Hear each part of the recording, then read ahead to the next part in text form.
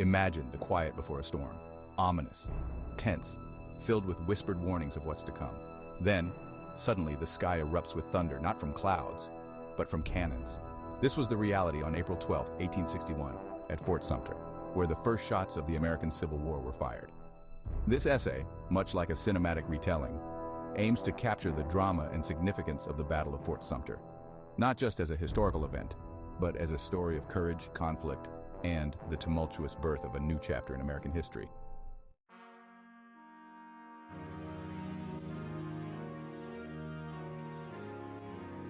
Fort Sumter, a masonry sea fort in the Charleston Harbor, South Carolina, became the flashpoint for the American Civil War.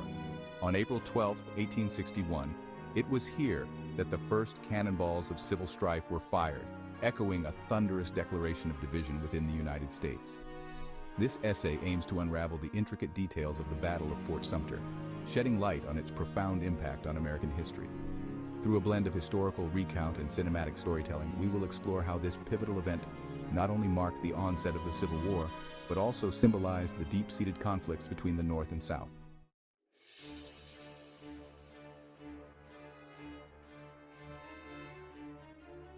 Long before the first cannon was fired, the United States was marred by escalating tensions between the northern states, advocating for industrial progress and abolition of slavery, and the southern states, where slavery was deeply intertwined with the agricultural economy. The election of Abraham Lincoln, perceived as an anti-slavery president, in November 1860, ignited fears in the South about the future of slavery, leading to the secession of 7 southern states by the time of his inauguration. In the months leading to the Battle of Fort Sumter, negotiations and compromises failed, and the divide only deepened. The Confederacy, newly formed, was determined to assert its independence, while the Union could not concede to the dissolution of the United States. The stage was set for a confrontation, and Fort Sumter became its focal point.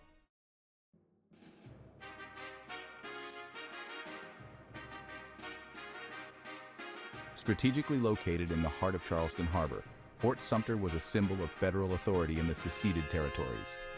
By April 1861, it was under the command of Major Robert Anderson, who with his garrison faced imminent threats from Confederate forces. The fort itself was formidable yet unfinished, and its garrison ill-equipped for a prolonged engagement.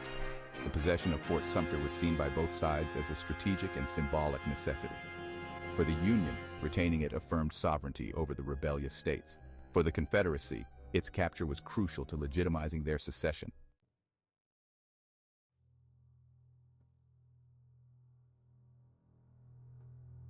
On the fateful morning of April 12, 1861, Confederate batteries encircling the harbor opened fire on Fort Sumter.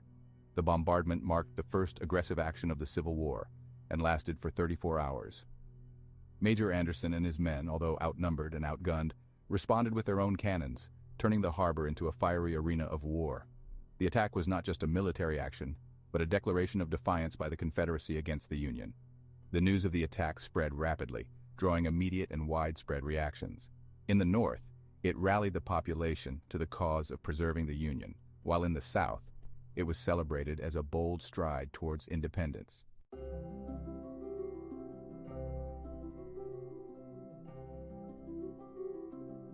Central to the drama at Fort Sumter were two key figures: Major Robert Anderson of the Union and Brigadier General P.G.T. Beauregard of the Confederacy.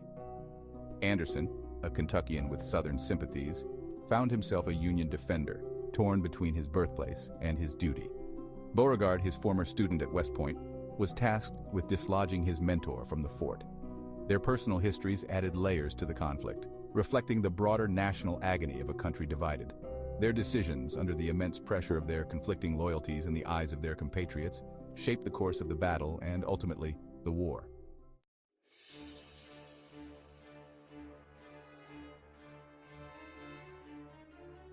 As the siege unfolded, both sides employed a mix of old war tactics and new technologies.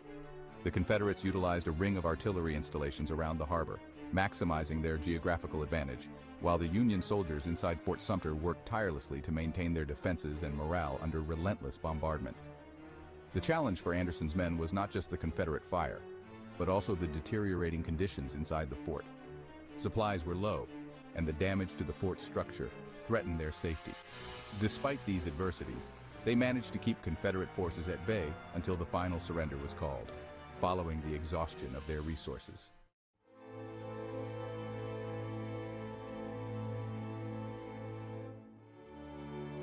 The surrender of Fort Sumter on April 14, 1861, was a tactical victory for the Confederacy, but also a strategic victory for the Union. The battle galvanized the northern states into action, leading to President Lincoln's call for 75,000 volunteers to suppress the rebellion, officially plunging the nation into civil war. The battle's outcome also had far-reaching implications on international perceptions of the conflict, affecting diplomatic relations and the recognition of the Confederate States. Domestically, it set the stage for a prolonged and bloody conflict that would eventually determine the fate of slavery and the Union.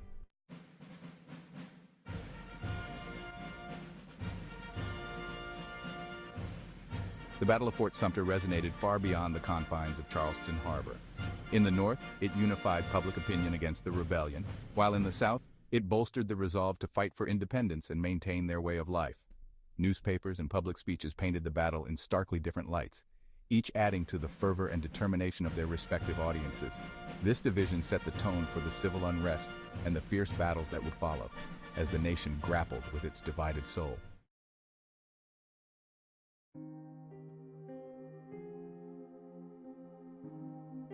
Today, Fort Sumter stands not only as a historic site, but as a symbol of the painful struggles that shaped the United States.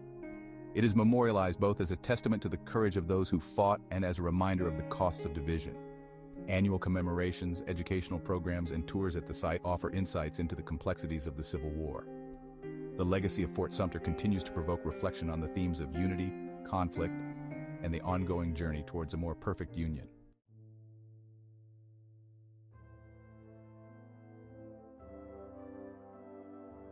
The thunderous clashes at Fort Sumter echoed the profound divisions within the United States, serving as the harrowing overture to the Civil War. This essay has endeavored to capture not just the sounds of that battle, but also the shadows it cast on the national psyche and the light it shed on the American spirit of resilience. By understanding events like the Battle of Fort Sumter, we grasp not only the roots of our conflicts, but also the seeds of our unity, learning from the past to navigate the complexities of the present and future.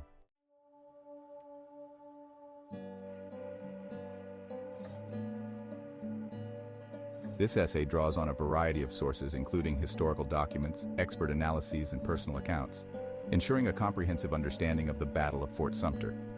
We extend our gratitude to the historians and Civil War experts whose insights have significantly enriched this narrative.